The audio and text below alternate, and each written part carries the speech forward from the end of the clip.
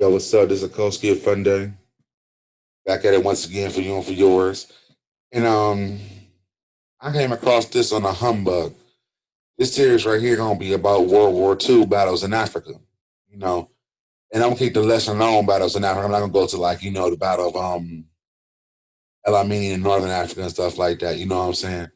And the Battle of Tunis. I'm gonna deal with the part where battles like in like this one right here in Senegal. You know what I'm saying? And battles in Madagascar. I'm gonna do a little bit about the Ethiopian thing too. You know what I'm saying? As like a prelude to World War II. But I just came across this subject on some crazy humbug type stuff, and I just started reading more into it. You really can't find no books about it. You know what I'm saying? But the backdrop of it is France is defeated by Germany. You know what I'm saying, in 1940. So all them colonies that France had coming in under German possession. You know what I'm saying, just by rule of the treaty. So some of the French forces that had surrendered, it came to a southern part of France called Vichy France. I know people might be familiar, people might not be familiar. So Vichy France was basically a puppet government, give or take, under the German rule. You know what I'm saying, by Pierre Laval and Marshal Pétain. So the British, basically, who was former allies of the French, knew the French had ports all over the place. You know what I'm saying? That can really hamper the British Navy, and do a real damper on it. So they attacked many places that was owned by the French. You know what I'm saying? And Pierre Laval, we watch his documentary or read his book, you know what I'm saying? He declared war on the British, you know. But Marshal Pétain stepped it down and stepped it down, but they caught the intrigue of Hitler basically.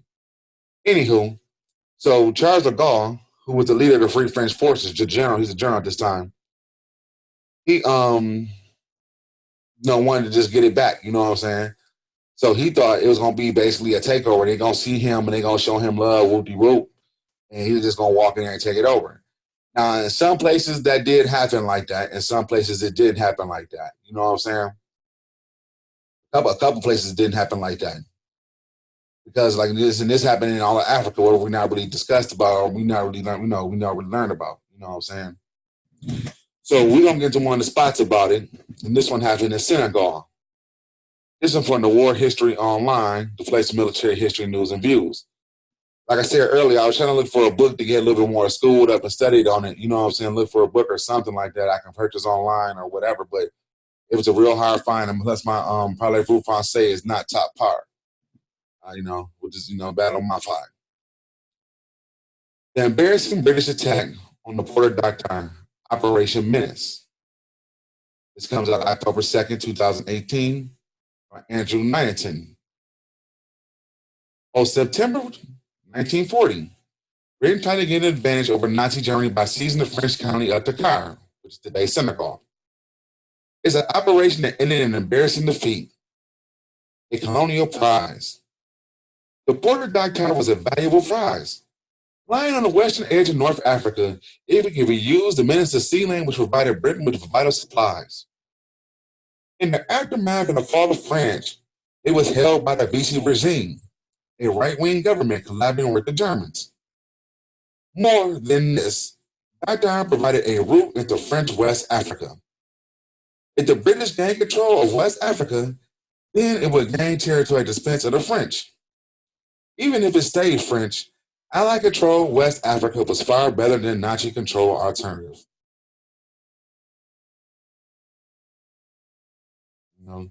That's the port of that time. Navy memorials. Together with the Free French leader, Charles de Gaulle, the British came up with a scheme to invade Dakar.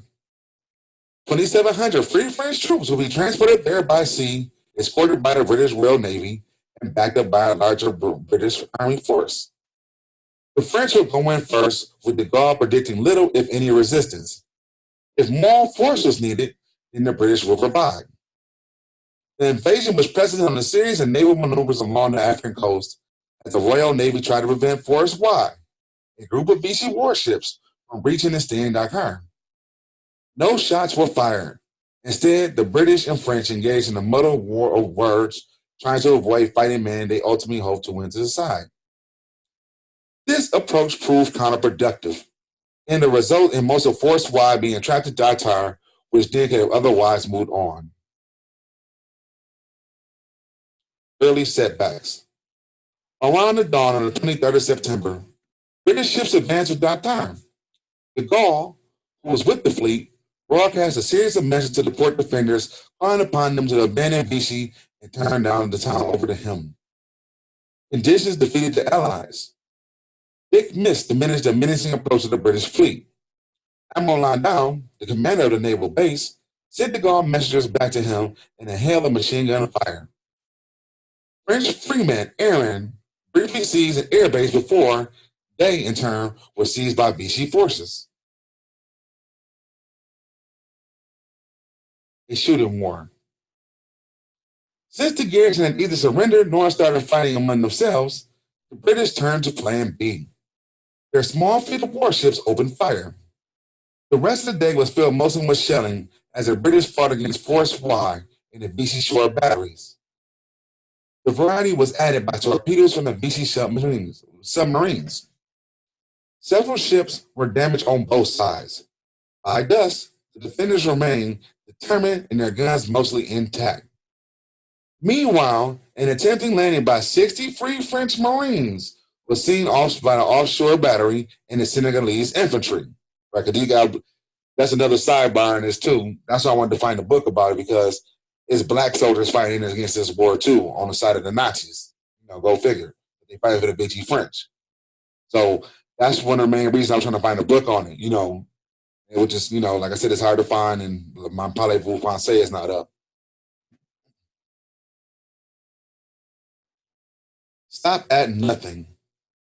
The time was proving tougher than expected. The question arose, should the Allies continue with their invasions? Messages flew back and forth between the fleet in London.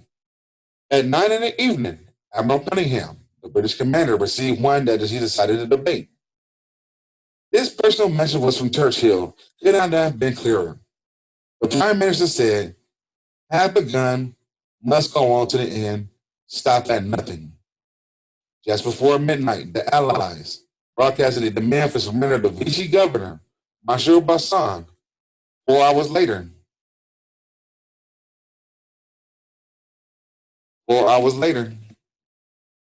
this was rejected and the attack will continue.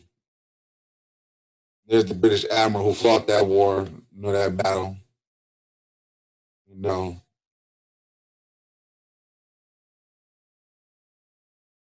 keep on going down.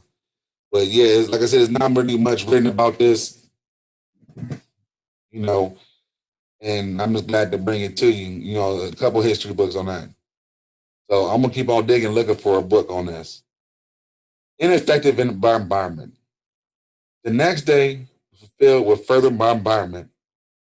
The British had more firepower, but were unable to make effective use of it. The location of some of the Vichy batteries remained unidentified. Force Y made good use of the smoke screen to the ships for fire. Planes from the British fleet air arm was lost expeditionally above the defenses. Lost an expedition above the defense, so they didn't know what to hit.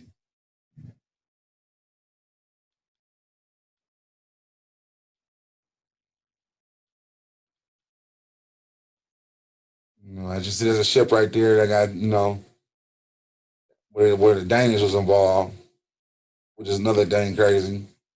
Now de Gaulle changed his course. By now, de Gaulle could find that he had underestimated the challenges of his fellow countrymen would offer. Far from swiftly switching sides, they put up stiff resistance. Landing by a free French, even backed by British, no longer looked practical. The only way to continue was to intensify bombardment, risking the lives of the civilians of Dakar. Such a course would be counterproductive to the Free French clause. De Gaulle met with Cunningham and called for a change of plans. Their transfers can drop the force further down the coast and march on the call while the warships maintain a blockade. Alternatively, the Free French could be taken away for further training before a fresh expedition. But Cunningham had his orders. He was to stop at nothing. The last firefight. And so, Against the Gauls' better judgment, the third day of fighting started with a new bombardment. The results convinced even the British that this was a lost cause. Their ships would suffer from mounting damage with the battleship Resolution hull and been flooded by Vichy torpedoes. Meanwhile, Force Y and the shore batteries fought on, so the attack ended. The Allies retreated out to sea and home. Little did they know that Governor Bashir, also seeing no victories in sight, had been on the verge of surrender. An embarrassing failure. Operation Menace was an embarrassing failure for the British. Far from achieving a much-needed victory to counter their defeat in France, they had been driven off by an isolated colonial force. It was also an awkward moment for de Gaulle. His prestige as a free French leader was undermined, and when he had to provide an inaccurate and assessment of the loyalties and the steadfastness of his loyal countrymen. Fortunately for them, Hitler failed to exploit the moment. Though he was planning to invade Britain, that plan fell apart, and his eyes turned east. 2 years later, French West Africa will finally fall into Allied hands during Operation Torch. But for now, Dakar remained Vichy territory. Operation Menace have not lived up to its name. Now, as I said before, this is